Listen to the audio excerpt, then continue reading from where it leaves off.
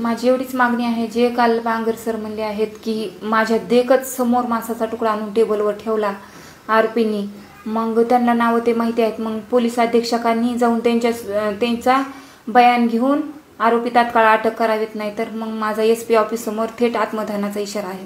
ताई, 15 दिवसाखाली पोलीस अधीक्षक आश्वासन दिलं होतं की तुमचं साखर पोष की आरोपी निष्पन्न झाले, त्यांचं नाव सुद्धा कळून आलेलं होतं. मग आता अजून पोलिसांना का त्यांचा ताब्यात घेत नाही? म्हणजे पोलीस SP सर बी तारखेवर तारखी, ते न्यायालयात कसं तारखेवर तारखी देतात असंच देत आहेत ना. मग तर आता 2 वर्ष म्हणजे 18वा महिना चालू आहे, आता 4 महिन्याला 2 वर्षात होतंय, तरी पण आम्हाला न्याय नाही. मग आपण अपेक्षा कुणाकडून ठेवावी? आपली अपेक्षाच असते पोलीस अधीक्षकावर. आणि हे सध्या म्हणजे आरोपीची पाठराखण करतात, म्हणजे पाठराखणच झाली ना. स्वतः विटनेस व्हायला तयार आहेत ते बांगर सर, स्वतः फिर्यादी द्यायला तयार आहेत, आणि ह्यांनी साधा त्यांचा जबाब द्यायला तयार नाहीत, म्हणजे हे पाठराखणच करायलेत ना आरोपीची.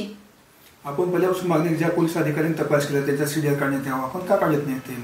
नाही, माझी तर पहिल्यापासूनच मागणी आहे की सानप सरांच्या अगोदर CDR काढले पाहिजेत आणि सानप सरांना सहारोपी केलं पाहिजे या गुन्ह्यात.